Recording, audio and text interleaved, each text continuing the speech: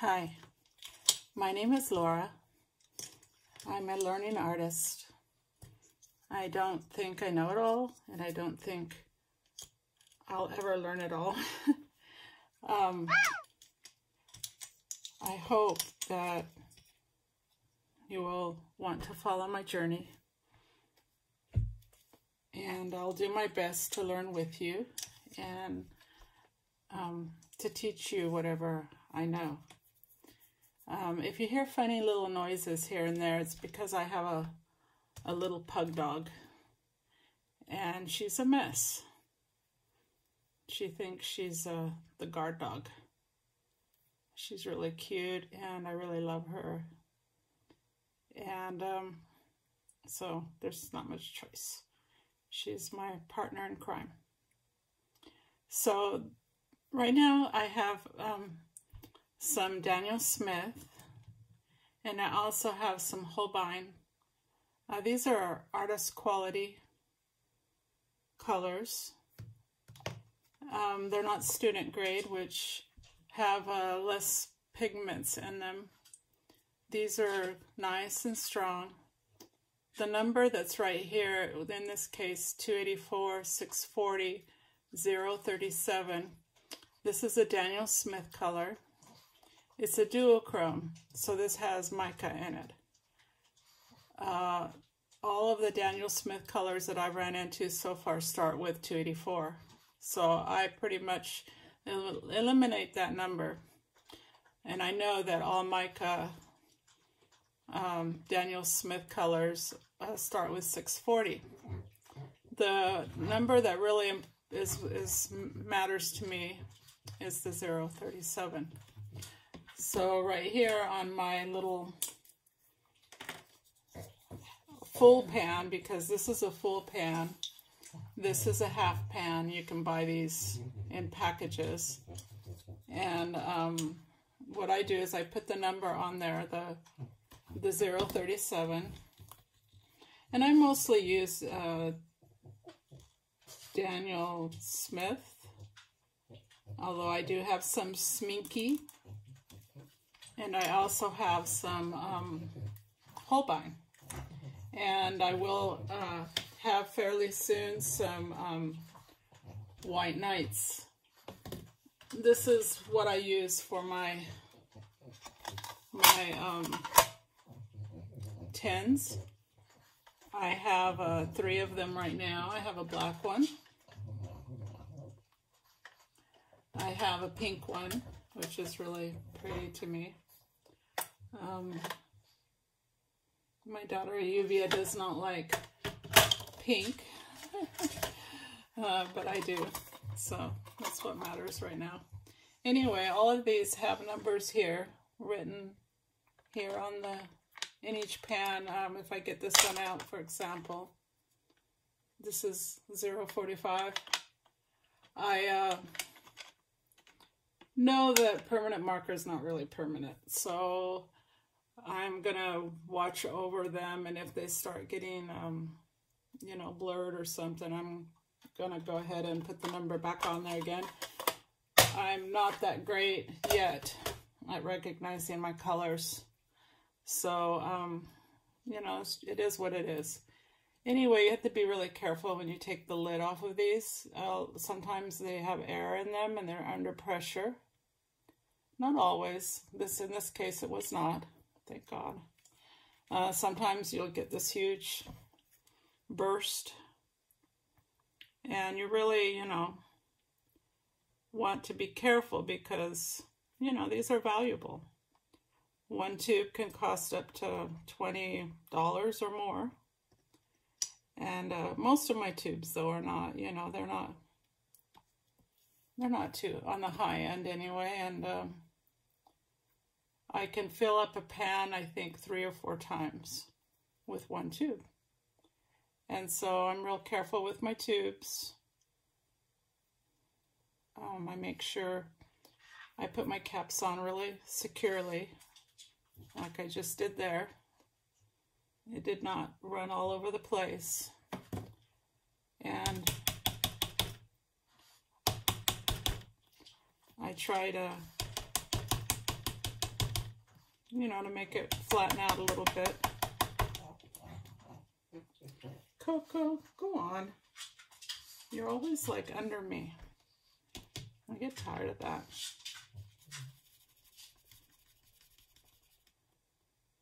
So, you know, what a luscious color that is. Isn't that something? It's just really, really beautiful. And this one is 037. It's a duochrome saguaro green. And being I'm from Arizona, to me the saguaros are just, oh my God, the most wonderful cactus in the world. They're so huge and majestic, and I just love them very much, and I miss not living near them. I'm actually not in the USA at the moment. I'm in another country, and you know, it can get fairly lonely for a foreigner. I've been here now 14 years, I think, and I don't go back very often just because I can't really afford it. And I don't have no more family. So it's just me and my small family. My small family is my mom, who I take care of. I have my daughter here with me. I have an adopted daughter that's 14. And you know, that's pretty much it. So we, you know, hang together, and we go places together and take, you know, little vacations and stuff. We enjoy ourselves here. This is our home. And I do love it here. So here I have another green. This is green apatite genuine. This is made out of a stone. This is a Primatech color. So, you know, that's really, it's going to be another lovely color. It's a little bit special. In my swatch book, which this is my swatch book right here. My swatch book, I have all my pages of colors. And on the back of each color, I put, you know, the DS. I have the whole number there mostly. I have the Schminkies, and now have Holbeins. I will put P for Primatech. I don't want to hit my little full pan that I just did. Here we go. Primatech, and then this one here is Primatech as well. Rhodonite, genuine. This is Amethyst, genuine, Kyanite, genuine, and Sodalite, genuine. And so, you know, these are the Sodalites. Right here, these two right here. And then the Rhodonite, this is Rhodonite right here. These two, and then this one. And the genuines can be really intense colored. Some of them, you know, are really something else. And here I have a few more Primatechs. The greens are the Primatechs. So a lot of these right here are Primatechs. And so they're really, really lovely, as you can see.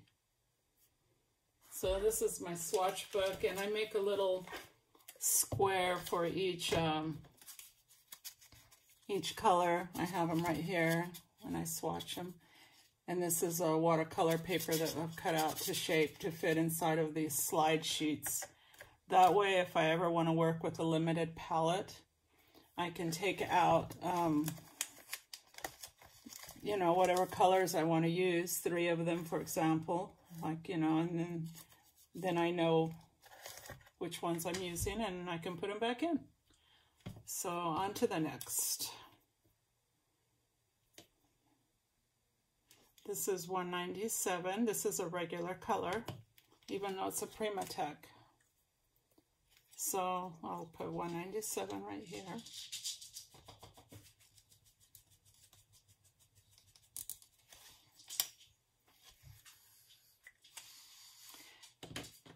This is a Primatech, so it's a little bit special deal. I think these are fairly new. You know, this is the way the masters would have made their paint out of the real deal.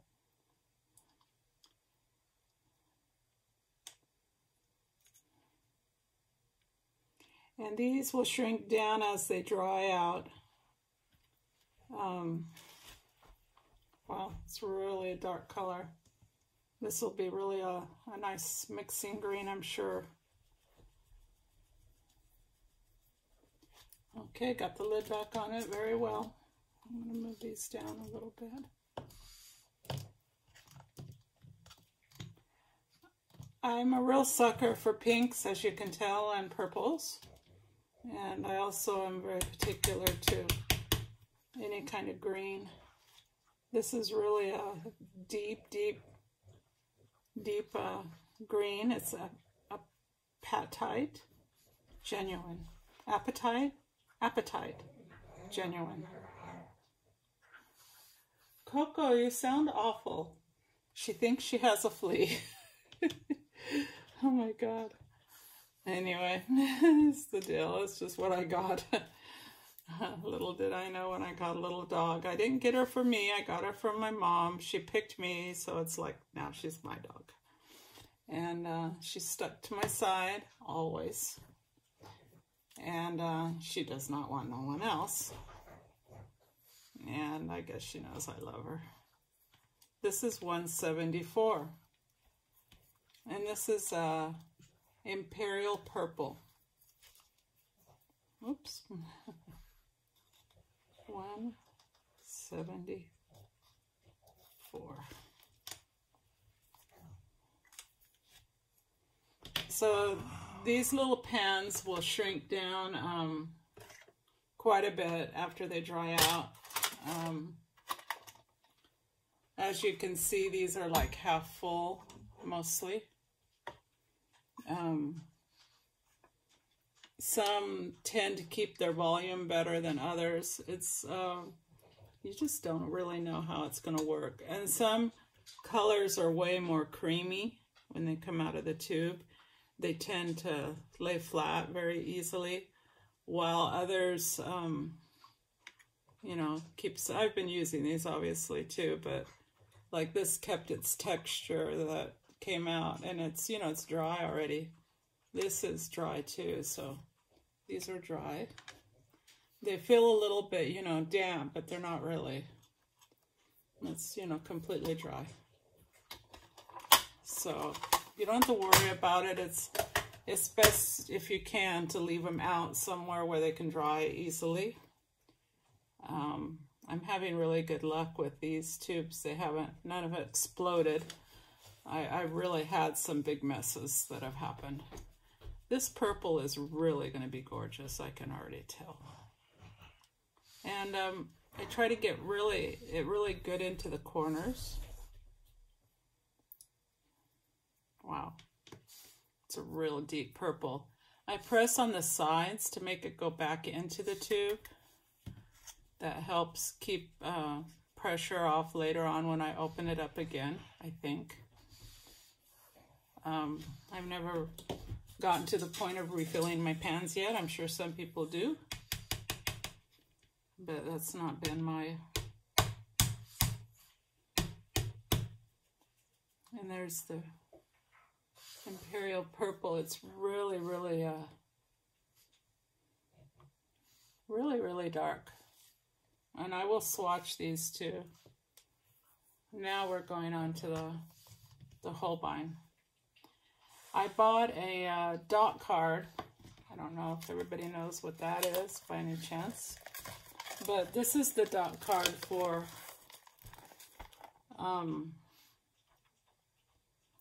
Daniel Smith. Now I have a Sminky dot card on the way here. I do not have the Holbein. You know, this craft gets quite expensive, as a lot of you know. it's just, you know, really hard to buy everything that you want.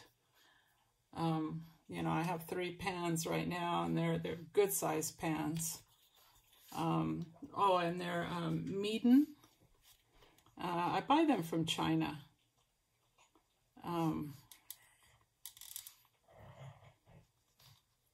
I'm going to go ahead and put the same number that's on the tube on these pans. That will help me identify them and keep them not separate, but to know in my mind that they're not Daniel Smith colors. Now these Meeden pans,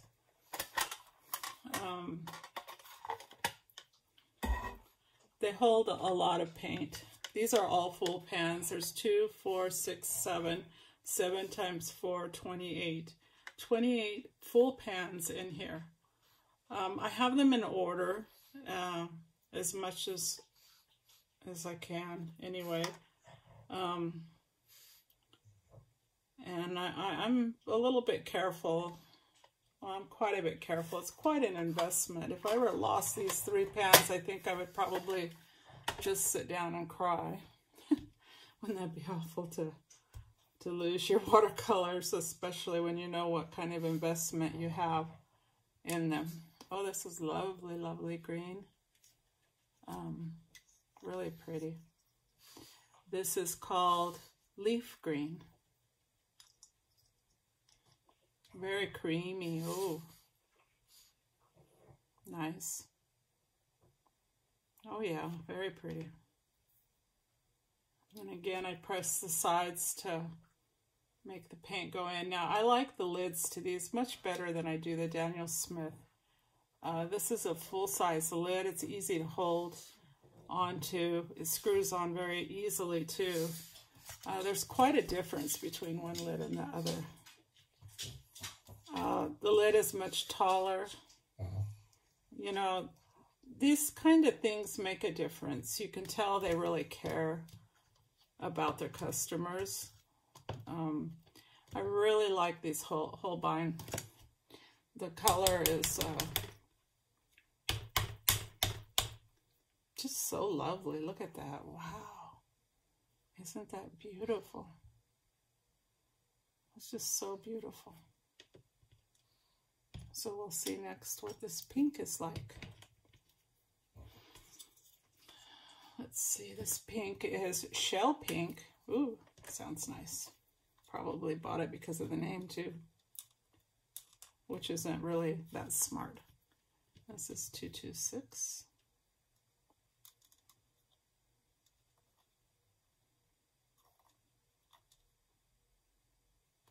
There we go.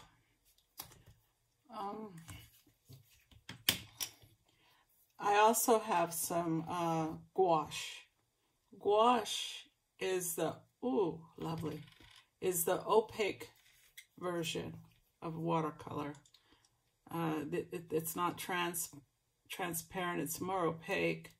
I did a little, like a small swatch comparison test of the same colors by Holbein versus in watercolor and gouache.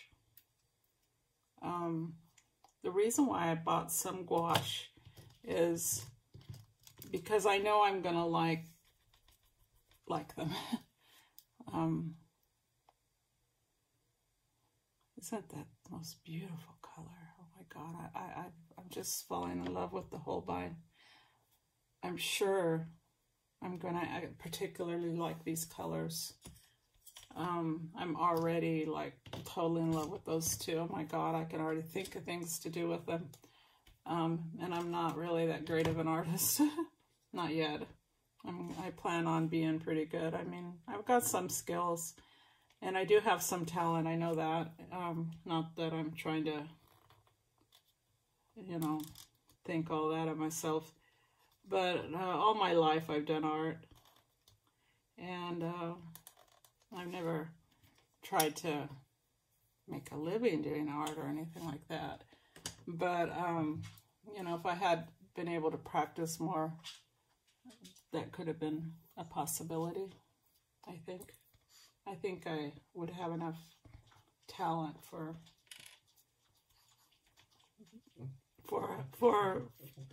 I could have been an artist, really. I think I could have. But I don't know. I mean, I don't think I could have been any like really fine artist, but you know, I could have been a good illustrator or for children's books and things like that. I think I would have done okay with that. So this one was lilac. Oh, these colors are just luscious. Completely luscious. I hope you guys agree with me on that. Oh yeah, and let's see. Isn't that lovely? Colors, just wow. Those are just so pretty. They're just gorgeous. So let's see which one next is. And that one was lilac. This one is bright violet.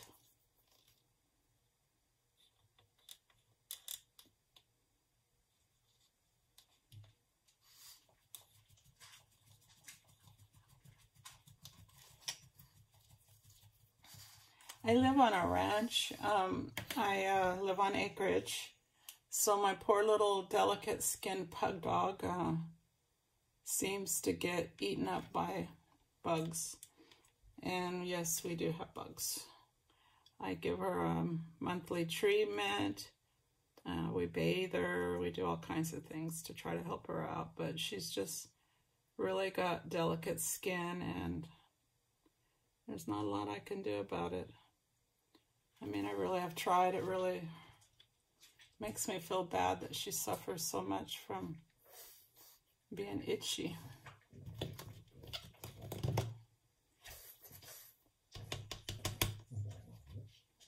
Look at that. That's one of the most crazy looking colors I've seen. And then some. That is so pretty. I ran out of full pans, and I have 2 more tubes to go, so let me go grab.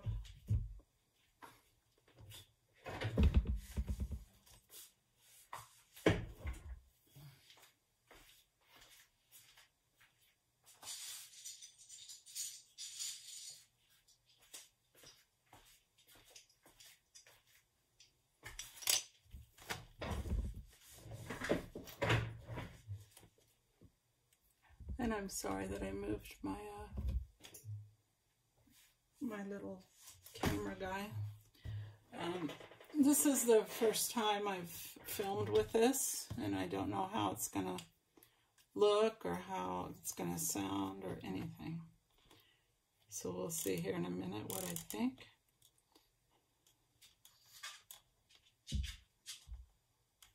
Coco. Coco. What you doing, Coquina? Are you my Coco dog? Ooh, this is lovely. Again. Oops. I don't think it's possible for me not to like a color.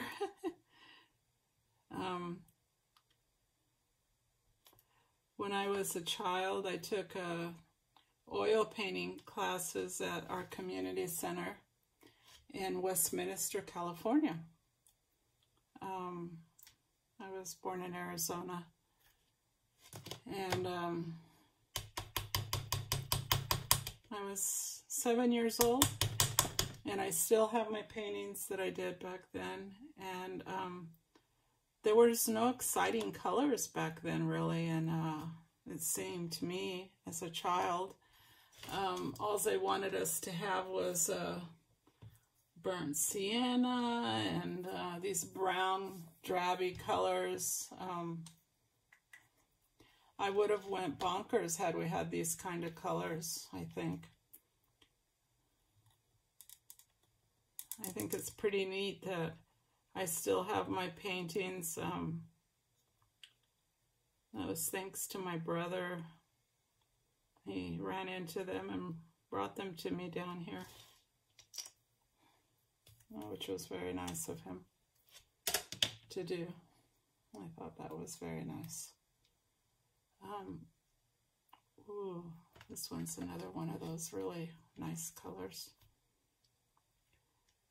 You just don't see that many pastel-y colors with watercolors, and it seems like Holbein in particular has a really nice line of them. This one is Brilliant Pink.